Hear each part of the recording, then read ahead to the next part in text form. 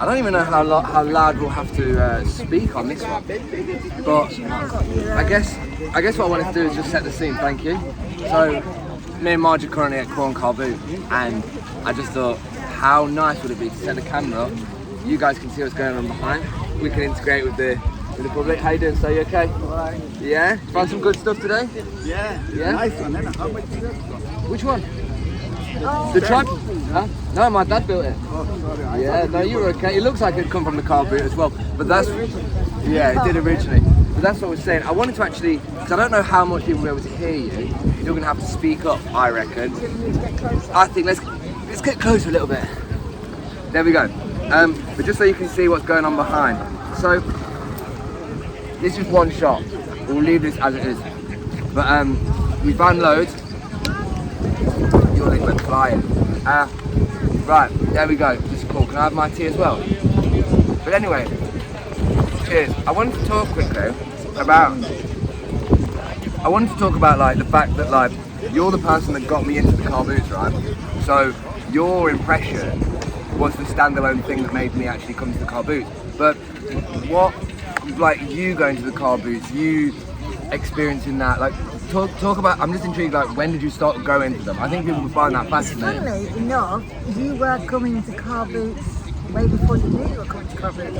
Really? Because it was my friend that got me into them, Sarah. Yeah. And I started coming when I was pregnant with you. No way. Yeah, and she used to start taking me around, and I started to look for like baby clothes or little baby things or Yeah, carry on.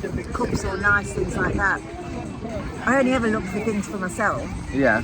I just thought it was So where was the intriguing. first one you actually went to, and what Here. year would it be?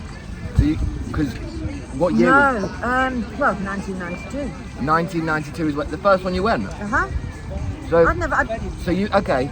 But you was pregnant. I used to see signs for them, and it would say car boot this way and stuff, or car boot this and that. I didn't have any idea what a car boot was. But thinking about that, so 1992, set the scene, first child, me, boom. But also, you wanting to go to the Carboots, obviously, without going into it, like people from different backgrounds, like this is a way to probably start a family amount of stuff for a family and stuff because it's cheap. Is that why you came? Oh yeah, I mean we used to buy sort of like antique cups and vases and stuff, sort of pretty things. But yeah, there was sort of like, but I was a bit picky because there used to be people that sold new things. Was there? And like at the time, What sort of kind of thing? I didn't mind getting second-hand clothes for myself, but I was a bit like, What are you doing? What are you doing? I'm just treating myself some trainers. What do you reckon to them? What's your name? I don't know your Joe. name. Joe. This is Joe, one of the people. How long have you been doing Carboot for? About 15 years. 15 years. Wow. Look at that for a bargain. How much did it take that? 20 quid. That's not bad, is it? You alright? alright. They're good. Think you've done well with them ones? Yeah, she made me buy them. Love Your it. size by any chance? No, she's bigger than me. I've got her size. Not as if they'll fit into them later then, is there? So yeah, so when you were going to Carboots, you went with the intention to buy like the antique bits, but what is it about like going when you was pregnant then? Why did you start there if that's not when they started? Just because my friend had said, you want to come along with me? And so I did, and some of them were down at Stonehill, and they used to do indoor ones as well. I started to do them. When you guys It was just, we used to try and do something on a Sunday morning because your dad and our husband were out bike riding because they're always out doing a bike ride. So we started to do that. Well, what can we do on a Sunday morning? And then she says, we can start going to Carboot. And that was You just said your dad and her husband. your dad Yeah. and Sarah's husband, Pete and your dad used to go out biking on a Sunday morning. Yeah. So we said, well, what can we do? And so we started going to Carboots. And so it was just a bit of fun, and your dad would go, oh, cut me up this time. And I would come home with new cups and teapots and things like that. What was the Carboot culture like then? What was it actually like being at a Carboot? It was very, very much people just selling their own things. They sort of like decided to have a clear out, and they were selling all of their own things. There was no people that have bought things beforehand or whatever, no people buying new stuff. There was literally, Because people had their pasting table out, and they had, you could see, it was everything. They'd like had a clear out and decided, I'm not going to take it to the tip or throw it out. So they'll sell it. So it's things from just like, you know, they clear the granny's house out and stuff. Yeah. There was things all across the board. Some things new and whatever, some things. It's definitely, I think, and then you like fast forward it, because I think that there's, where me, Marge, and like me and myself and Marge sit is, I think there's like 3 stages in maternity. Like, there's that initial stage of like where she's come from in the sort of 90s, me being the early entry to like the 2012, 2015, but then this 2024, and I think what's the most interesting about this time now is the fact that I was about this when it was a much more underground thing, being like, yeah, it's underground in the sense that like not many people were buyers, also not many people were sellers, but this culture was different. There wasn't even a question of what are you buying that for, it was just, this is what you want to buy from me. You know, like people got to remember as well, and this is what I think with Carboot, you're always good, like if you ask 10 people that went by what they really came for, it's either going to be affordability, something that they genuinely need that they can find from here, or like a day out or reselling. Like there's a limited amount of things. But now you sit in this place where, I don't want to say that there's like animosity with people around it, but like it's crazy how everybody is their own seller online, and just kind of interested with how, I don't know, I'm fascinated to see how over the next few years it's going to change car booting. Yeah, I would say, so if you backtrack about 15, probably 20 years ago, when you would probably come with me to buy, you know, would come and you'd buy toys and stuff, there was a different culture then. And the people that used to be there were very much wheeler dealer, Gordon's 50p. Were they? Yeah, it was Was it actually like the Del Boy sort of effect? Yeah, but it was, it almost wasn't a nice environment. Really? No, it was a bit like, and if you ever did one, you'd go, how much is that, you know, a working juicer, and you'd go, give me 50p. You go, no, I'll take it to the tip and give it to 50p. But it was quite aggressive, and people would be literally in the back of your boot, and you were like, or even if you were actually buying, looking around, you could see people were being aggressive. But now, jump forward 20 years, I'm just like looking around here and I'm thinking, some of the people are wheeler dealers, some of the people have brought the kids to buy a cheaper toy. So you need to speak up a little bit. But there's also a culture of, you know, there's like quite a few people that are like 70 plus that look quite dressed up, quite well to do, and they actually look like they've probably come for a bit of a day out and they've got some bits and bobs, but they're doing it for an outing. Yeah. I mean, they could be really dealing now because we've got the internet. You see, you think when we did it, there was no internet. But this is, well, there's no Imagine internet. a life with No, but like, well, when it was actually in the early 90s, there was still, eBay was around. And I know some people, and I think there's someone called Ange who watches these YouTube videos, and is still there to watch them. Hello, if you get to this point. I'm sure she said she was around doing eBay in the 90s, but to that point of like, everybody is like being their own seller. I mean, just being here now, like one of the things I bought literally yesterday at the Carboot and uploaded on Vinted, sold now, I bought it for 50p, sold for £9. Like, and what kind of ecosystem do we live in where you can, like, I was speaking to a guy yesterday who says people were buying stuff on the Carboots and they were listing it on Vinted while they were selling. Like, this world that we live in, this way of like selling is like, it's completely extended from what it ever was. Fast. Everything's so But from what we knew before, like being, like, and not to come back to this, but when you're like, and it's not to say that this is the right way, but like, when we were a business and other people were just businesses operating with staff and under this like ecosystem, we were like, we had more like sort of market share of the situation, didn't we? And there was more capital to gain from that. But now it's like, I don't know, I just don't know if there's a lot of capital for individuals to gain. Oh my God, there's a guy wearing a whole suit. Now, when you said about a day out, this is actually a day out. There's an old boy here who's got like a cream suit. Cream linen suit on. A shirt. It's very jumbo. If he walks by, I think it'd be worthwhile getting him on the camera and showing him, but I don't know which way he's going to go. But either way, there's still lots of people coming in. I don't know, in my head, I really like the idea of this kind of doing some sort of sitting down chatting. Not really a pressure to it, but you guys can just see the movement of things behind. You can't see much because obviously we had to get quite close to the camera to be seen. But yeah, Carboot culture. What do you think is going to happen in the next 10 years? Just going to be like Amazon returns and like Temu shit? I don't know, because like there is still the element of people come and they are just here on a one-off and they're selling their own stuff. They've had a clear out and they're selling their own stuff. But what I can see now, there's more and more and more sellers that you know that are here every week they're probably buying. They probably go around at the end of the car booths, scoop up the 50p deals, come the next week and sell it for 3 or 4 quid. Then people like you and Spencer, whatever, you know, other people like that, come along, buy it for 3 quid, flip it on Vinted and sell it for 10 quid. Yeah. And then there'll be even people that buy off Vinted Sell on to Vinted. then sell. And this is the thing about like this, to like sell on another side.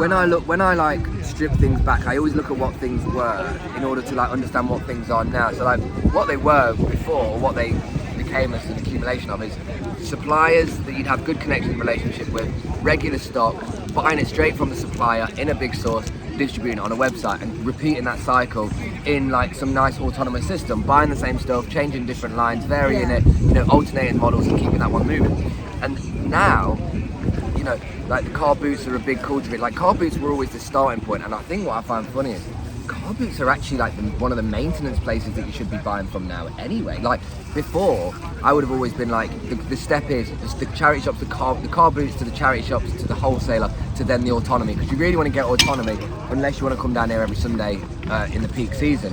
But this actually, to me, I still see it as, and I think that's what I'm trying to do with some of the content now. For those that don't know, on TikTok I'm currently doing like a vintage challenge, which is going to be per week, starting with a 20 quid and seeing where we go. And I think that what I'm actually using this to do is to show you exactly how I work with things, which is everything gets reinvested. So I've made 60 quid from £9 so far. I spent all 60 quid in the last 2 days of car boots, and there's probably like a fair few hundred quid that will go up online, and it will just repeat that cycle. I think, excuse me, anybody watching this who is also in the reselling journey, I think I would always say the key to your success, I mean, you were lucky you were living at home and everything, but the biggest key to your success wasn't, you wouldn't buy something for 50p, sell it for 18,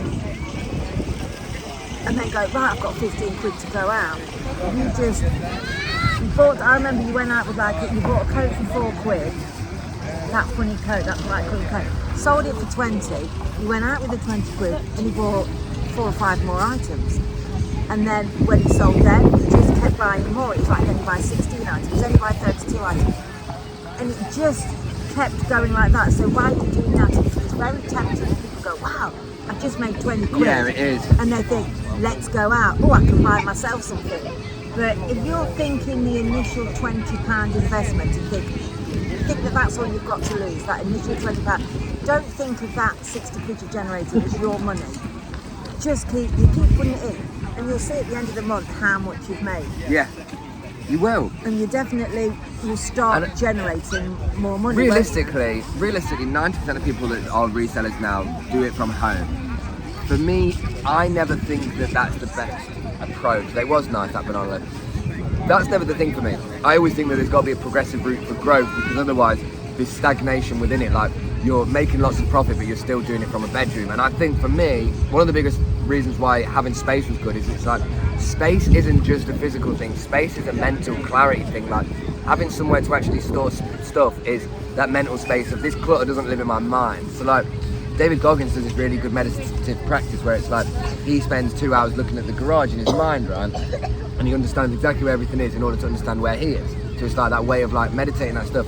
And I think that like, having a space that I found made it probably unknown to me, a meditative thing that made it like more organised and less chaotic. Yeah. Like, so if anybody's young out there doing it, just get your mum involved, because she'll organise yes. it. Now, she'll fold it, she'll put it into something. Now there is a friend of mine that does have his mum involved, and I know a few people that also do that.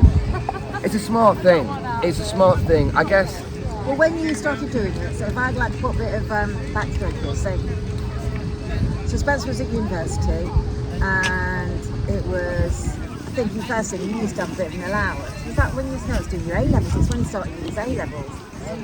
And your dad gave you a bit of an allowance to say, don't want you going up to work, want you to concentrate on your A-levels. But you went out and spent that money straight away, didn't you? That was your initial investment. Yeah, that was my stock investment. But at no point did you ever think, because he was going to university, at no point we just thought, this is like a part-time job that he can do at home, doing his own time. He's not going to go out and go and work somewhere. So to us it was like oh yeah, you're earning a bit of your own money now, you're earning quite a bit. But then it's when it changed to something like the spare room had taken over, then your brother's room was taken over, then the garage was taken over. Then it was like, okay, this is serious and this is actually work. I mean, you never thought in a million years for what you're doing at university that would be your career. No, I think the thing is I've like learned over the time is not accepting like the OC, like the obsessive compulsive disorder things, but like being aware of like that was probably one of the biggest merits for the success is like that compounding of stuff like that, like continuing. I remember, you know, like for me, money isn't something that I'm desired by. I'm not really like gravitated towards, motivated by it anymore.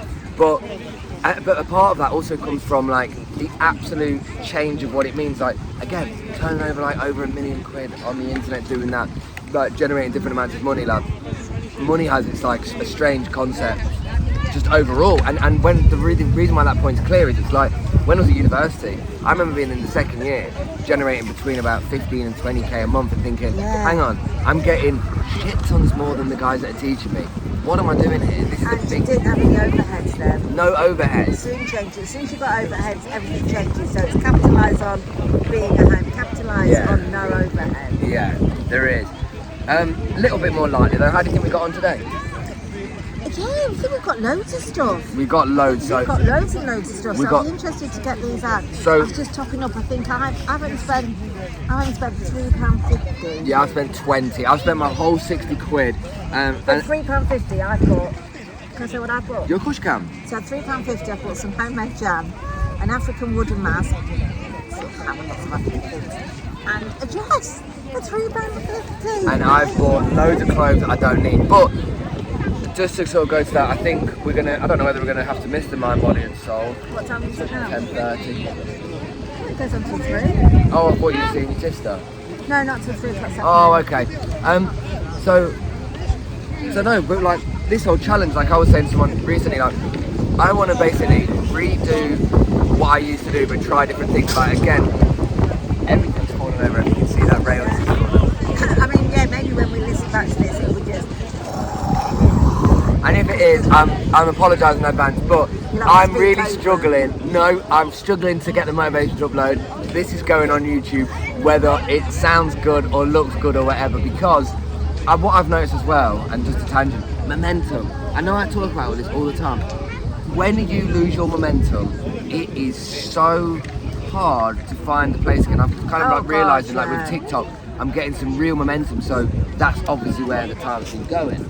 But what is going on there? We're not for I want to see sale. some, you know, like you watch on the news, and somebody's coming up behind you and go. Yeah, and then you want somebody dancing or just doing that. A part of me wants like other people to be involved. But it's easier for people to just come up to us rather than that, because they have no choice but to be on the camera then. But you know, I think this is good. And what's funny about the whole thing, I'll probably leave it on this, is I started from a bedroom modelling clothes, and that was where it really started the whole journey to this perceived growth. But what I've found now is it's like the reliving this nostalgia of being modelling the clothes, buying it at the Carboot, and coming back with like that 10 years, 12 years of like full circle. But like I have been in a position where like we were the blueprint for a lot of people who went on to continue, and lots of people that were in the industry like used what Gully was about. And also, not to forget, Gully was an absolutely incredibly well-structured brand that was maintained for a long time. As well, that I think people see you, you know, like people recognise you around Carboot through TikTok, and I think they think that's your job. What, instead of that guy that just says, so do you have a real job? What is your real job? Do you have a real job, yeah? Do you have a real job? It's like, cause this is your content. But I bet a lot of people think that this is what you do. Yeah. But this is the enjoyment factor. It is. I was smiling at somebody and they just kind of like looked at me. That's really funny when you go around and you like, because you're so chatty. And where do you get that from? and you like literally ask somebody something and they just completely dead air you in front of your face. That's like hilarious. You like go, Yeah, where do you go from that when you say to somebody, morning, how you doing today? And they go, I did a video just then and I was looking at some Pokemon cards and I said to this guy, and I said, what do you think? Do you think it's worth it? And he was stood about as close to mine and I looked at him and do you think it's worth it? And he'd carry on looking at me like this and said nothing and I was like, right, okay. And mine was on the other side. So I was just like, right, okay, that happened. And it's just the same with this guy there, I just smiled at him and he just carried on looking square at me in the face. But again, people think you're on a different agenda. It's like you go to London, you smile at people and they're like thinking, what? People just think that there's got to be something wrong with you. There's a selling technique. Start huffing. That is. But What do they do? Yeah. oh, with the Vuvuzelas. Yeah, no, is it the Iceland? Complete tangent there. In What? The Iceland one, What do they where do? they all go, or the whole crowd goes. Isn't that Who is it that does it? well, the All Blacks, the rugby? No. No, that's the hacker. No, you're talking about the Iceland football. I think it's at the World Cup. The whole stadium was like just going like whoo together, and it just sounded. Yeah, it just sounded. I don't know what the word is. Not medieval. Mega. Yeah, it was mega. What's the word to describe something? You tell me. What's the word to describe something when it's like not medieval, but like it's natural for you to do it. It's We're struggling to find this point, aren't we? But yeah. you're going to come up with it. Somebody's going to go, do you mean? I love that when people use those for a word and everybody tries some chaps. Do you mean? Yeah. We'll come in a minute. Well, no, successful carboot, and I think Can't change. one of the things. No, but just to kind of leave it on this point, I've really, for me, like this is like somebody listening to old music or watching old shows as a kid because they relived the thing that they enjoyed from the start. Like this is like, I'm not really finding a love for like buying and selling per se, but I'm enjoying, and what I'm finding interesting is I'm excited to the fact that people watch these and go, oh, I didn't know that you could sell that. There's going to be loads of people looking for inflatable sharks this weekend at the Carboot as a result of that. And there's like, now there'll be more people to want to sell different things. There'll be people that put the prices there as well. Yeah, like, you know, I can't say for certain that there's that much influence, but to some degree, there probably is a little bit in the car boot culture at this point. Well, people will probably think, oh, didn't know you could, didn't know you could sell that. I mean, I think it helps with you doing it in your bathroom going, Yes, that's exactly. It was the most favoured, the most watched picture, and I realised with that I've got to get my cats involved with the dinosaur because this is the thing. When you realise that there's no need to take yourself seriously, then the world is honestly the world is your oyster. Why somebody out there is going, Spencer's 31, he lives on his own, and he stood in the mirror holding up a shark and selling it on Vinted. But is he happy doing it? Is he having a good time doing it? Yeah, community building. For me, it's comparison is a thief of joy with anything. And I know how it can look, but all I'll say is this isn't even the start of it yet. And I am going to be determined to bring you guys in YouTube land on a journey, on pursuit for all this, because this is where I want to be. And if you like these podcast kind of things, me and Marge can do more like this. Probably not sure how many times she'll come to the Carboot, but 5 other times. Quite like the sitting down. the sitting down talking. Sitting down in the sun's quite nice. I like sitting down with things going on in the background as well. And that to me is nice. Like it's like if you're watching, it's sort of like if I was watching this, I'd be watching. you'd be watching the back, watching the people go by, and that's what we're hoping. So we can't see. I can't see. No. See people going by, but I can't. No, but guys, I really appreciate all of your patience on me like being a bit slow on the videos. For those that have asked, I am coming. I'm not going to say I'm back because I never left. You know, when somebody says you'll find somebody, I don't need to find anything. I'm not lost. But guys, as always, stay safe, stay sustainable, keep doing you, and I will see you lot either on TikTok land, Instagram land, Tilt land, this land, or anywhere where there's a camera. Or here. Of this. Yeah, or here. If you see me in the car boot, come say, where. If you come to the car boot, go, where there? I want someone to like make themselves look silly. No, I want someone. Yes, we're about to go to a Mind, Body and Soul, and I'm about to go and get a little bit of a video for that one for us as well. So, guys, as always, have blessed days, enjoy yourself, take care, be nice to others. When you're at the car boots, just a quick tip, smile, ask somebody how they are, don't be nervous to ask too many questions. People want to chat in the morning, people want to feel comfortable as much as you do, okay? So, guys, lots of love. And I'm still thinking of that word. Still thinking that word. See you in a bit.